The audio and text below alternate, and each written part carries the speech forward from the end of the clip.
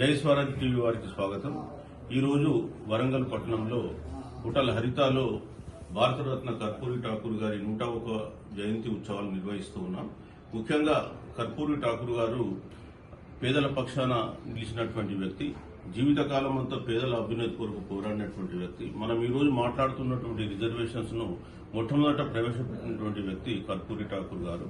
వారి పేరు పైన అది కర్పూరి ఠాకూర్ ఫార్ములా అని చెప్పేసి కూడా చాలా ప్రచారంలోకి వచ్చినటువంటి ఫార్ములా అది.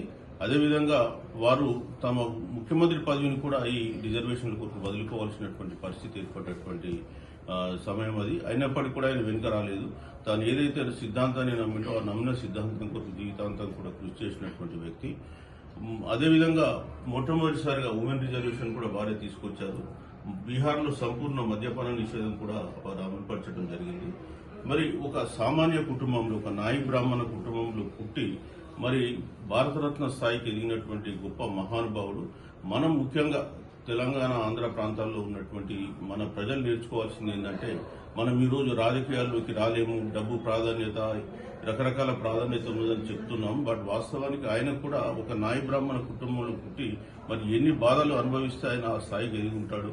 సో కాబట్టి ఆయనను స్ఫూర్తిగా తీసుకుంటే ఖచ్చితంగా రాబోయే కాలంలో ఈ రాష్ట్రాల్లో కూడా మనం రాజ్యాధికారాన్ని మార్చడానికి వీలుంటుంది.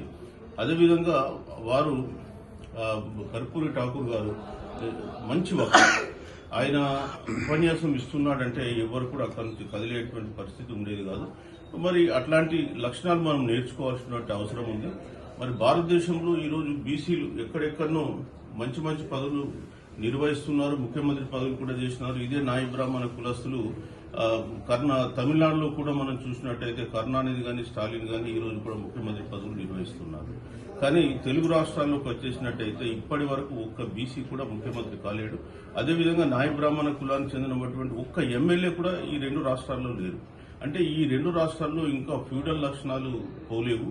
సో మరి రాబోయే కాలంలో ఈ వాతావరణాన్ని మార్చాలి, ఖచ్చితంగా బీసీలు రాజ్యాధికారాన్ని చేపట్టాలనే ఉద్దేశంతో మేము బీసీ ఇంటలెక్చువల్ ఫోరం అనేటువంటి సంస్థ ఒకటి ఏర్పాటు చేసి ఆ దిశలో ప్రయాణం చేస్తూ ఉన్నాం. అదేవిధంగా మేము ఒక్కరమే కాకుండా మాతో అన్ని సంస్థల్ని కలుపుకొని వెళ్తున్నాం. ఇప్పుడు తీన్మార్ మల్లన్న గారు కూడా ఈ రోజు ఫిబ్రవరి 2 రోజు ఈ రోజు బీసీ సభ నిర్వహిస్తున్నారు. ఆ సమావేశానికి కూడా బీసీలు పెద్ద సంఖ్యలో పాల్గొని దాన్ని విజయవంతం చేయాలని చెప్పి కోరుతున్నాం. సో మేమిద్దరం కూడా కలిసి మొట్టమొదట జూలై 30 రాజకృష్ణ హోటల్లో ఒక సమావేశం నిర్వహించడం జరిగింది. సో అప్పటి నుంచి కూడా మేమంతా కలిసి పనిచేస్తున్నాం. సో ఈ రోజు ఇక్కడ స్పెసిఫిక్ గా ఏంటంటే మా వరంగల్ మిత్రులు ముఖ్యంగా వీరస్వామి గాని, డాక్టర్ రమేష్ గాని, కూరపాటి రమేష్ గారు మేము కర్పూరి ఠాకూర్ జయంతి ఉత్సవాలు ఇక్కడ నిర్వహిస్తాము, ఖచ్చితంగా మీరు రావాలి సార్ అంటే మేము ఇక్కడికి రావడం జరిగింది.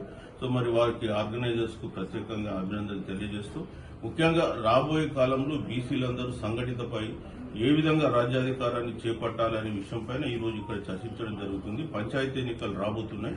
ఈ పంచాయతీ ఎన్నికల్లో బీసీల పాత్ర ఏంటి, మనం ఏ విధంగా కలిసి ఉంటే రేపు పంచాయతీ ఎన్నికల్ని కైవసం చేసుకుంటాం. అదేవిధంగా పంచాయతీ ఎన్నికలతో ప్రారంభమైనటువంటి యాత్ర రేపు పార్లమెంట్ వరకు కొనసాగాలని చెప్పేసి మేము ఆశిస్తున్నాం.